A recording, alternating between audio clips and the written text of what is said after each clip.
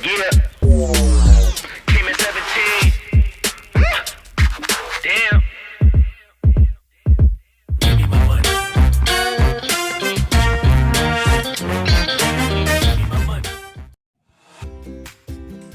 Assalamualaikum warahmatullahi wabarakatuh. Perkenalkan, saya Dia Ayu Darmastuti dari Rombel Pendidikan Biologi A tahun 2019 dengan NIM 44014 19009. Di video ini, saya akan melaksanakan unjuk kerja praktikum fisiologi hewan mengenai bab reseptor. Adapun tujuan praktikum dari bab ini adalah untuk mengamati gejala aktivitas reseptor yang ada pada lidah, kulit, dan mata guna menentukan area bintik buta atau flame spot. Kemudian yang kedua untuk menentukan kepekaan dan distribusi reseptor yang ada pada kulit, dan yang ketiga untuk menentukan kepekaan dan distribusi reseptor yang ada pada lidah. Lalu alat dan bahan yang diperlukan dalam praktikum ini ada pulpen, jarum, batang besi, penggaris, kertas yang sudah diberi tanda plus dan lingkaran, larutan dengan berbagai macam rasa seperti rasa asin, manis, asam, dan pahit. Kemudian ada penggaris dan cotton pad. Reseptor merupakan penghubung antara dunia luar dan dunia di dalam tubuh. Reseptor mampu mengubah semua stimulus yang diterima menjadi stimulus listrik. Reseptor memiliki karakteristik seperti yang terlampir di layar. Untuk jenisnya, dikenal beberapa jenis reseptor antara lain fotoreseptor dengan stimulus cahaya, fonoreseptor dengan stimulus suara, dan kemoreseptor dengan stimulus zat kimia. Langkah pertama adalah meletakkan kertas yang sudah diberi tanda pada jarak kurang lebih 40 cm di depan mata probandus. Kemudian probandus diminta untuk menutup mata sebelah kiri. Probandus diminta memfokuskan penglihatan pada tanda plus, namun tanda lingkaran masih terlihat. Perlahan-lahan menggeser kertas tersebut hingga tanda lingkaran dapat terlihat. Kemudian mengukur jaraknya dengan menggunakan mistar.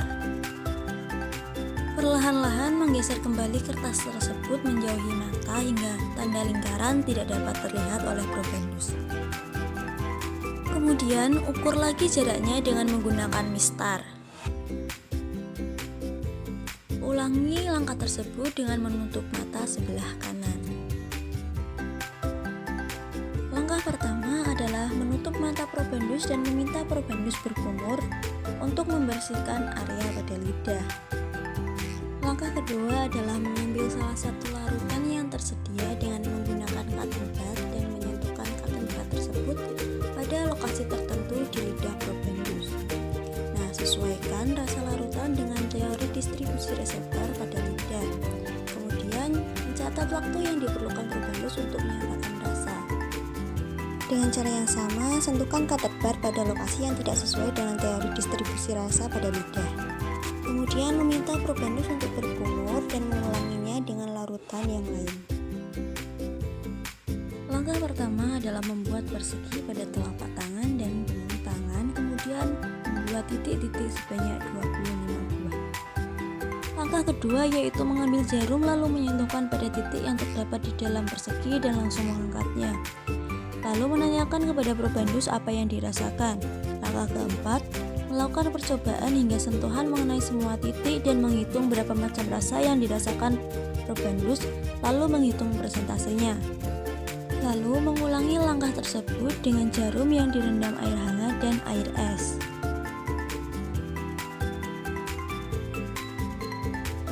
Praktikum reseptor mata dengan probandus Kirana berumur 14 tahun menambahkan hasil bahwa ia memiliki blind spot mata kanan jauh 37 cm dan mata kiri jauh 32 cm.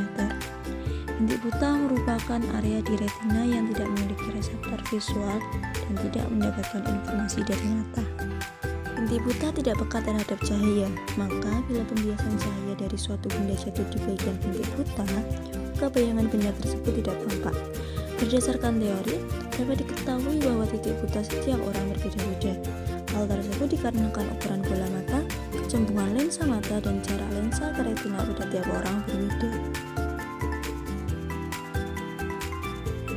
Berikutnya adalah hasil dan pembahasan untuk reseptor kulit dengan probandus yang sama.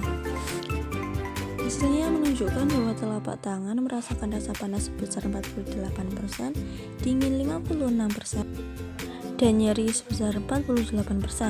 Kemudian untuk punggung tangan rasa panasnya 56%, dingin 64%, dan nyeri 44%.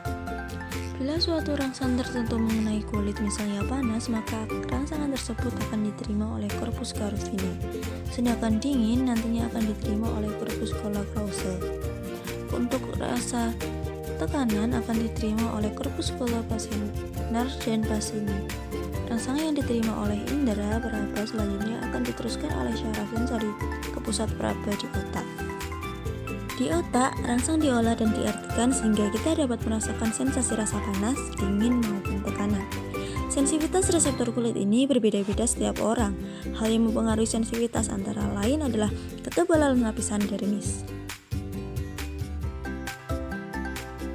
Untuk reseptor lidah, probandus dapat merasakan semua rasa yang diujikan. Dari percobaan yang dilakukan, probandus merasakan sensasi rasa yang sesuai dengan teori.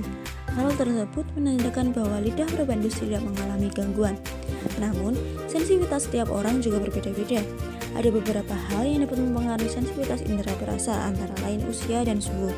Suhu kurang dari 20 derajat atau lebih dari 30 derajat akan mempengaruhi sensitivitas kuncup rasa atau taste bud. Suhu yang terlalu panas akan merusak sel-sel pada kuncup rasa sehingga sensitivitasnya berkurang. Sedangkan usia mempengaruhi sensitivitas karena pada orang berusia lanjut, jumlah papila sirkumvallata berkurang dan mengalami penurunan fungsi transisi kuncup rasa pada lidah sehingga mengurangi sensasi rasa.